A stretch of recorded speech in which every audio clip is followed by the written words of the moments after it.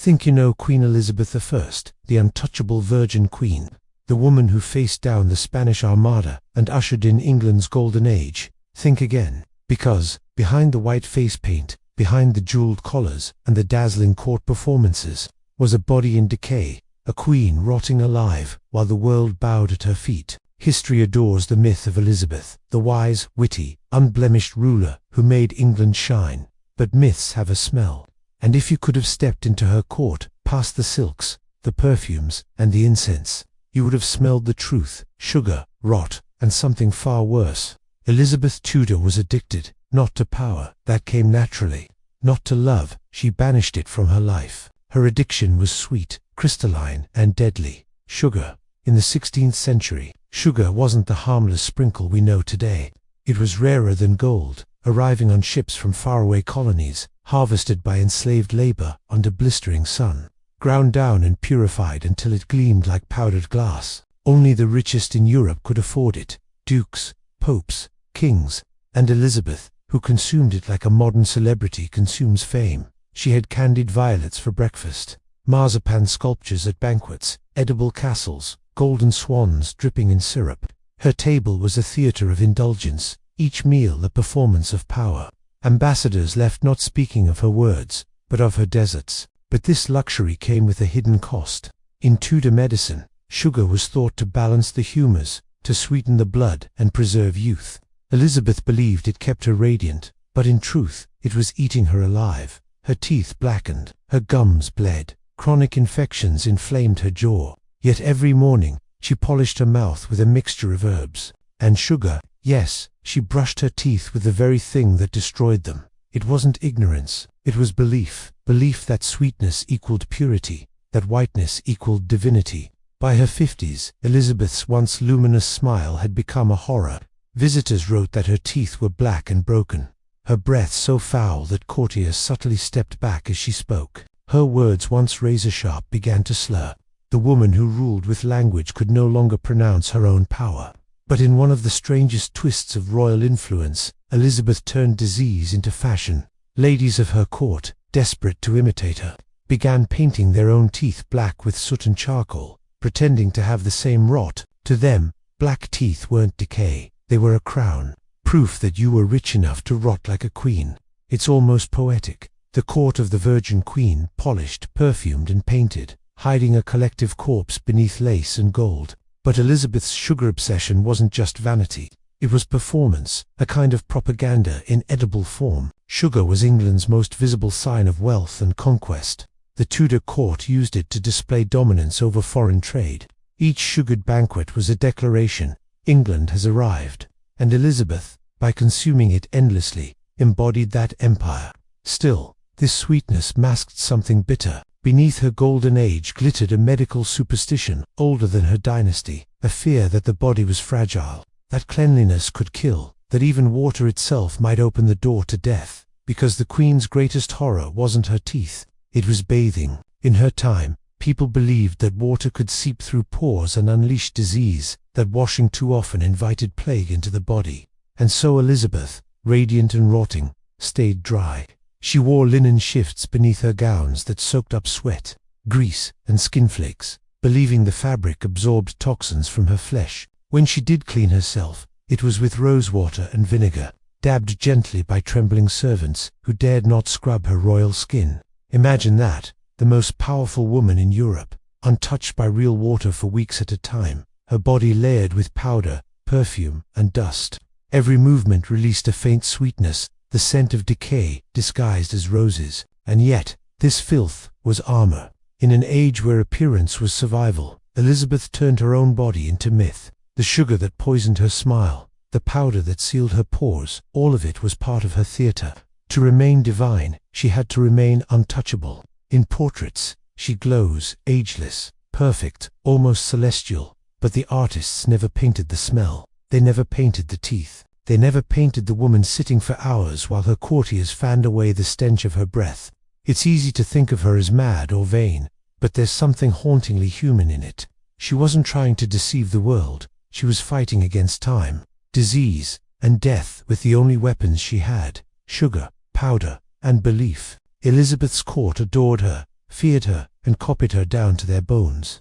To be near her was to live inside illusion, a golden lie gilded with honey and poison. But sugar was just the beginning, because if you think her obsession with sweetness was grotesque, wait until you discover what she truly feared. Water, the thing that could cleanse her, the thing that could save her, was the one thing she would never touch, and that fear, rooted in science gone wrong, would define not only her body, but her reign. If Elizabeth's sugar-coated smile was a slow self-destruction, then her relationship with water was pure, deliberate terror. The Virgin Queen didn't just avoid bathing because she was lazy or proud. She avoided it because she truly believed water could kill her. It's easy to laugh at that now, to imagine Elizabeth clutching her lace collar and refusing a bath. But in her world, this fear wasn't madness, it was science. Tudor medicine was built on the theory of miasma, the idea that foul air carried disease. Doctors believed that warm water opened the skin's pores, allowing invisible poisons to seep in. A single bath could let death slip beneath your flesh, so the Queen stayed dry. For months, sometimes longer, foreign envoys recorded that her scent lingered in corridors after she left, a mix of perfume, rosewater, and something unmistakably human. But to Elizabeth, it wasn't filth.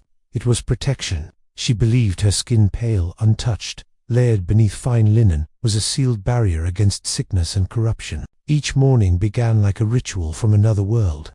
Servants entered her private chambers, carrying folded stacks of linen shifts, thin undergarments that clung to her body beneath her gowns. The used ones were yellowed, stiff with sweat and body oils, but to the Tudor mind, that was a good sign. They thought the cloth drew impurities from the body, like medicine drawn through skin. Washing was unnecessary. Purity came from layers. Once the soiled linens were stripped away, the Queen's body would be dabbed, never scrubbed with a sponge soaked in rosewater and vinegar.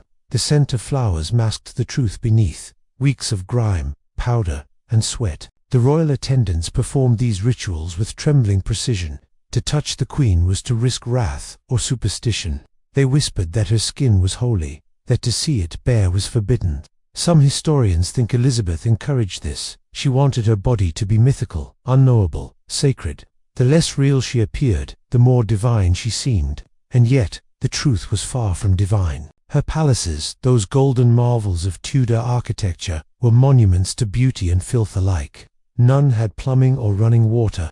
The Thames, visible from her windows, was an open sewer. Waste, rot, and river water were one and the same. To bathe in it was to bathe in death. When she did decide to wash, it was an event. Dozens of servants heated water in iron cauldrons, carrying it bucket by bucket to her chambers. A wooden tub would be set in place, scented oils poured in, petals scattered, a theatre of cleanliness, performed for a queen who barely believed in it. The process could take half a day, the aftermath another half to clean. And for what? To risk dissolving the sacred powders and paints that kept her image intact. That was the other reason she feared bathing. Water threatened her mask. Underneath her layers of silk and lace, Elizabeth's body was also layered in another way, painted, powdered, preserved. Her face was not her face. It was a white, chalky armor of lead and vinegar, a ritual of self-preservation through self-destruction. If she bathed too often, that armor might melt away, revealing the truth she couldn't bear anyone to see. So she chose the lie. Rosewater, perfume, and powder became her holy trinity. She would rather smell of decay beneath roses than risk being seen without her paint. Her courtiers followed her lead.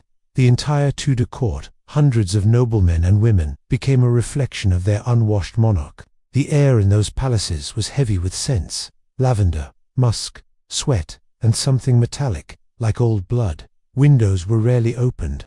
Fires burned constantly, filling halls with smoke that mingled with human stench. People fainted often during long audiences, not from awe, but from suffocation. This wasn't filth by accident. It was filth by design. Elizabeth had learned early in life that cleanliness was vulnerability.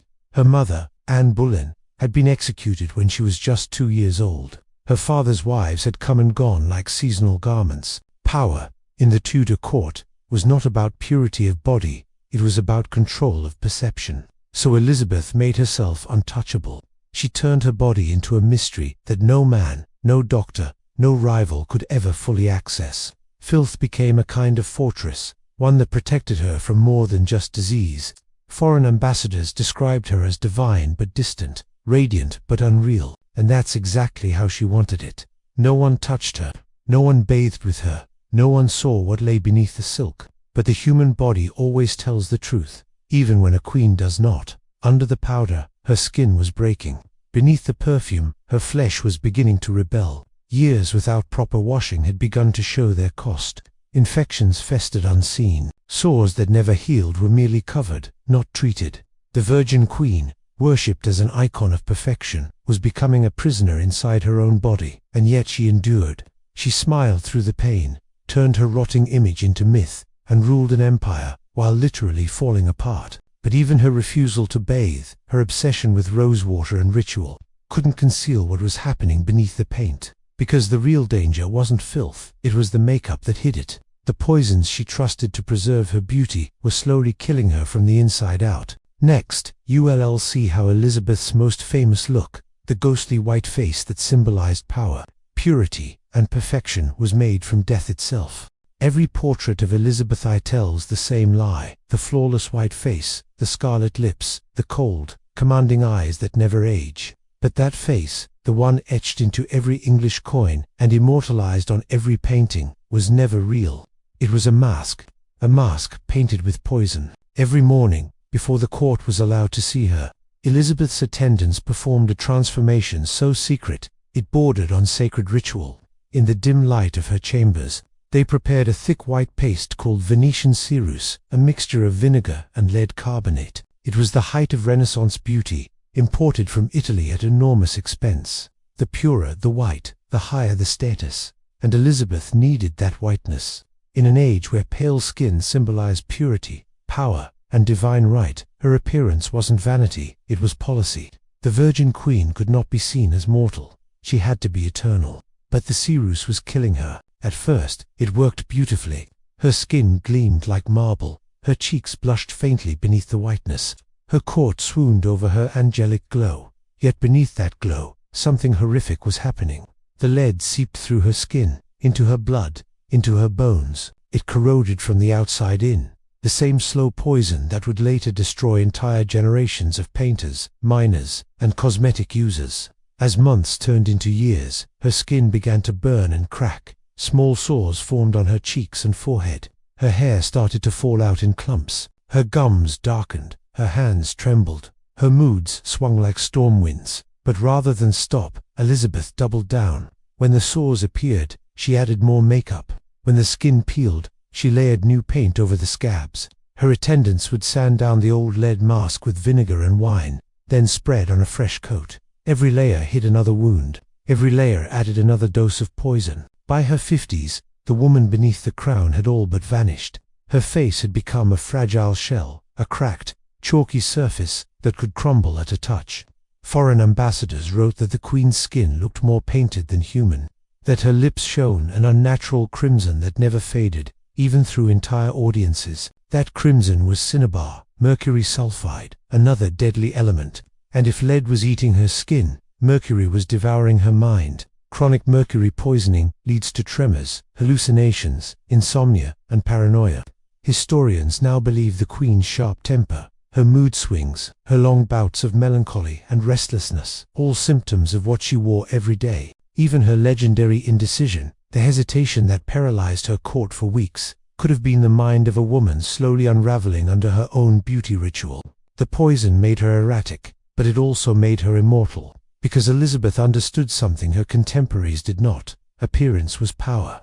The more her real flesh failed her, the more her myth solidified. She became less woman, more symbol. The Virgin Queen, the body politic made flesh. She stopped sitting for portraits in person. Painters were ordered to copy old images, recycling her youthful face again and again, as if time itself had no dominion over her. Even mirrors disappeared from her chambers. She banned them. Servants who disobeyed could be dismissed. For Elizabeth, reflection was rebellion. To look at herself was to acknowledge decay, and decay had no place in divine rule. Instead, her attendants became her mirrors. They whispered reassurances as they painted her. "Your Majesty glows as ever. No queen in Christendom shines brighter." They powdered her in silence, aware that beneath the mask their queen's skin bled. It's easy to think of her as delusional, but Elizabeth was performing the same illusion that every ruler in history has mastered, the illusion of control. Her painted face wasn't just vanity, it was politics, theater, and survival. The whiter her face, the more godlike her image. The more she vanished beneath layers of poison, the stronger her legend grew, and her people believed it. The English saw their queen as untouchable, pure, and eternal. Even her nickname Gloriana came from this myth, a goddess in flesh. In portraits, she stands surrounded by celestial symbols, pearls, suns, moons, all emblems of purity and power. No one saw the truth beneath, but time has no mercy, not even for queens. By her 60s, the effects of years of lead and mercury were impossible to hide. Her once lustrous red hair had thinned 2 wisps of brittle straw. Her scalp oozed sores, hidden under heavy wigs, stiffened with sugar water and egg whites. Her eyebrows were painted on, her lips trembling under the weight of the toxic paint that sealed them shut. Her courtiers began to notice that she avoided daylight, that her audiences grew shorter, her curtains thicker, her rooms dimmer. The Virgin Queen was literally fading from sight, hiding the decay that had once made her divine. Yet even as her body failed, her discipline never did. She refused to allow her illness to define her. She ruled, signed decrees, received ambassadors, all while her skin itched and burned beneath a crust of white lead. Her very presence became an act of defiance. This was her greatest paradox. The queen who used poison to appear immortal was, in truth, mortalized by it. The more she tried to stop time, the faster it consumed her. And as her face turned to stone, her kingdom's golden age turned to dust around her. But Elizabeth wasn't finished performing, because the same queen who turned filth into armor and poison into makeup had one more illusion to uphold the illusion of majesty itself. Because behind those golden halls, behind the silks and perfumes, lay a truth so foul, so physically revolting, that she had to flee from it again and again. And that truth was her palace, the empire of stench. She ruled from a world without toilets, without drains, where perfume wasn't luxury, but survival.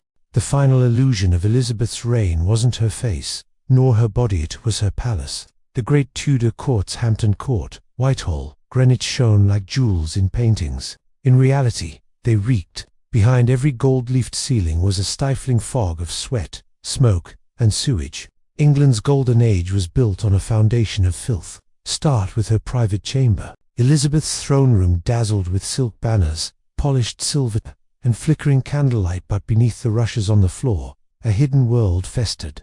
Those rushes, meant to soften footsteps and absorb spills, were rarely changed. Layer after layer of straw, petals, and herbs turned into a compost of hair, bones, grease, vomit, and excrement. Servants sprinkled dried lavender to disguise the rot. It didn't work. The moment you entered, the air clung to you, warm, sweet, rancid. Her courtiers carried pomander's tiny metal balls filled with herbs and resins, pressing them to their noses whenever the stench grew unbearable. Elizabeth herself never appeared without one. To the public, it was a fashion statement. In truth, it was armor against the smell of her own court. She filled her gloves with oils of myrrh and ambergris, perfumed her handkerchiefs with rose water, and wore a small vial of musk at her neck. Wherever she moved, the fragrance followed, trying always failing to outpace decay. The filth wasn't confined to the halls. The royal lavatory, called a closestool, was a carved wooden chair with a ceramic pot beneath. After every use, a servant, the groom of the stool, one of the most trusted men in the kingdom, emptied it by hand. It sounds degrading, but it was an honor. Proximity to the queen meant power. The closer you were to her body, the closer you were to her favor. In Tudor England, even waste was political. But outside her chamber, the scale was monstrous. Hundreds of courtiers, guards, and servants lived within the palace walls. With no plumbing, everyone used chamber pots, emptied into pits beneath the floors, or into the Thames. When those pits overflowed, men called gong farmers crept through underground tunnels at night, hauling buckets of human waste past sleeping nobles. Sometimes the gases ignited, exploding beneath the palace. Foreign ambassadors recorded their horror. One French visitor wrote that the Queen's palaces are stately to behold, but offensive to smell. Another remarked that England's climate could not cleanse what Her Majesty's servants neglect.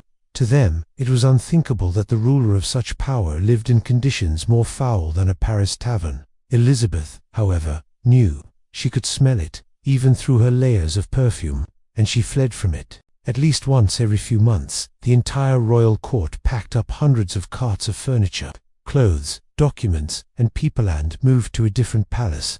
Historians used to believe she traveled to honor her subjects around the country. The truth is darker. She was running from her own stench. By the time the waste pits under one palace filled and the air grew too foul to breathe, the queen and her entourage would simply abandon it and let it air out for months. The symbolism is cruelly perfect. The queen who ruled by illusion, who hid her face under poison and her skin under perfume, ruled a kingdom that did the same. England's glory was an act of denial, the filth buried, the smells masked, the truth hidden beneath gilded tapestries. And yet, there is something almost tragic about it. For all her decay, Elizabeth's discipline never faltered. Even as her body betrayed her, she continued to perform majesty to turn disease, filth, and pain into spectacle. Her court marveled at her endurance, never realizing that the same toxins, the same air, the same unwashed walls were consuming them too. In her final years, witnesses described her as a ghost in red wigs and white paint, pacing through perfumed rooms with a silver stick held to her nose. The stick wasn't for support, it was to block the smell. Beneath the layers of brocade, her body trembled. The sores on her skin bled through her sleeves. Her attendants wiped the stains in silence. When death finally came in 1603, it came quietly. There was no grand collapse, no dramatic end. She simply stopped moving. They say she sat in her chair for hours, unwilling to lie down, staring into the dark. Maybe she was afraid to sleep. Maybe she was afraid that, for the first time, the mask would slip and the stench of her life would finally settle. The Virgin Queen left behind a kingdom that worshipped her image, a nation that saw in her pale face the promise of civilization. But beneath that paint, the truth lingered. Her empire was a body that had begun to rot from within. And yet, somehow, that rot built a legacy. From the filth of her palaces came Shakespeare, Drake, the first English colonies. The golden age of England rose not from purity, but from the very refuse she tried to flee. That's the paradox of Elizabeth I, a woman who weaponized illusion, who turned her decay into divinity, who taught the world that even rot can glitter if you light enough candles round it. Next time, we peel back another royal mask, Henry VIII, whose appetite made Elizabeth's poisons look merciful. His dining table wasn't a feast, it was a battlefield between flesh and power.